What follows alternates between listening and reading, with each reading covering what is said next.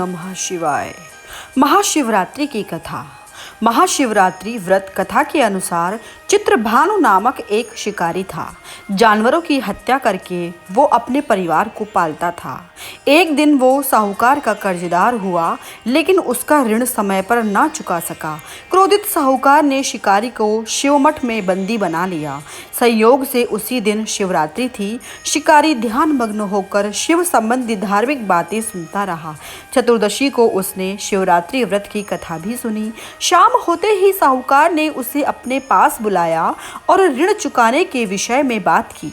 शिकारी अगले दिन सारा ऋण लौटा देने का वचन देकर बंधन से छूट गया।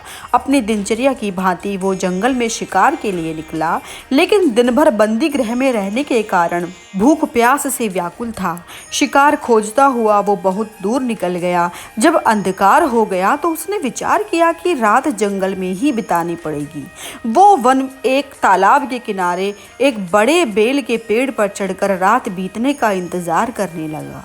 बिल्वपत्र वृक्ष के नीचे शिवलिंग था, जो बिल्व पत्रों से ढका हुआ था। शिकारी को उसका पता न चला। पड़ाव बनाते बनाते उसने जो टहनियां तोड़ी, वो संयोगवश शिवलिंग पर गिरती चली गई। इस प्रकार दिन भर भूखे प्यासे शिकारी का व्रत भी हो गया और शिवलिंग पर बिल्वपत्र भी चढ़ गए। एक पहर रात्रि बीत जाने पर एक गर्भिणी हिरणी तालाब पर पानी पीने के लिए पहुंची।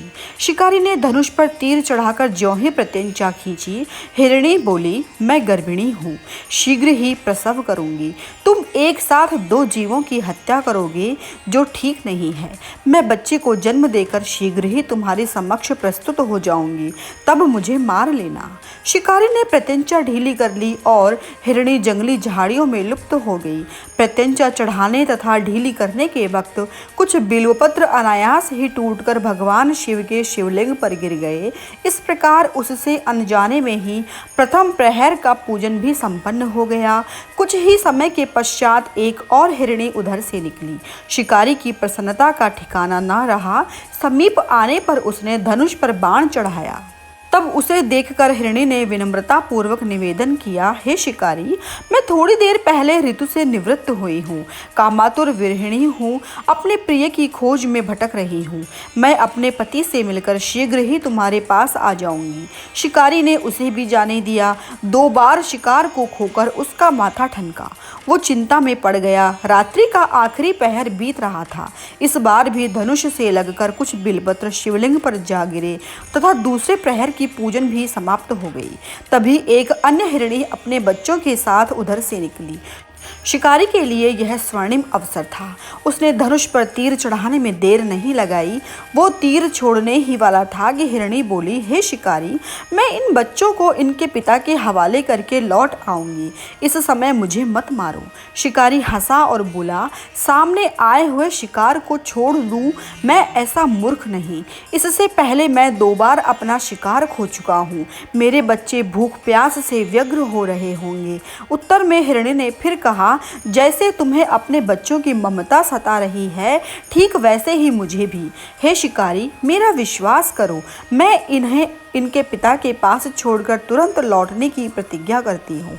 हिरणी का दुख भरा स्वर सुनकर शिकारी को उस पर दया आ गई। उसने उस मृगी को भी जाने दिया। शिकार के अभाव में तथा भूख प्यास से व्याकुल शिकारी अनजाने में ही बेल वृक्ष पर बैठा बेलपत्र तोड़ तोड़कर नीचे फेंकता जा रहा था। पाँव फटने को हुई तो एक हष्ट पुष्ट मृग उसी रास्ते पर आया। शिकारी ने सोच लिया कि उसका शिकार वो अवश्य करेगा। शिकारी की तनी प्रत्यंचा देखकर मृग विनीत स्वर में बोला, हे शिकारी, यदि तुमने मुझसे पूर्व आने वाली 3 मृगियों तथा छोटे छोटे बच्चों को मार डाला है, तो मुझे भी मारने में विलंब ना करो, ताकि मुझे उनके वियोग में एक क्षण भी दुख न सहना पड़े। मैं उन हिरणियों का पति हूँ। यदि तुमने उन्हें जीवन दान दिया है तो मुझे भी कुछ क्षण का जीवन देने की कृपा करो। मैं उनसे मिलकर तुम्हारे समक्ष उपस्थित हो जाऊंगा। मृग की बात सुनते ही शिकारी के सामने पूरी रात का घटनाचक्र घूम गया। उसने सारी कथा मृग को सुना दी।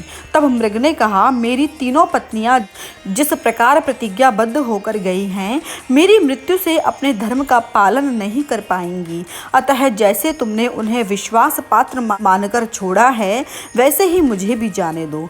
मैं उन सबके साथ तुम्हारे सामने शीघ्र ही उपस्थित होता हूँ।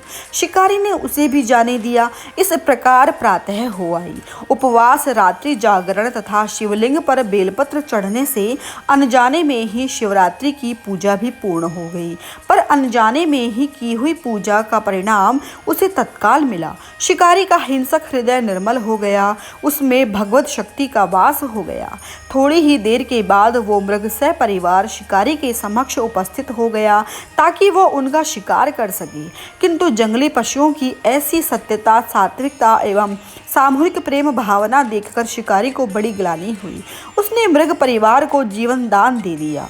अनजाने में शिवरात्रि के व्रत का पालन करने पर शिकारी को मोक्ष और शिवलोक की प्राप्ति हुई।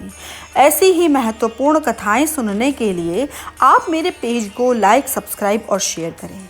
आप सभी का दिन शुभ हो, आप सभी का दिन मंगलमय हो। ओम नमः शिवाय।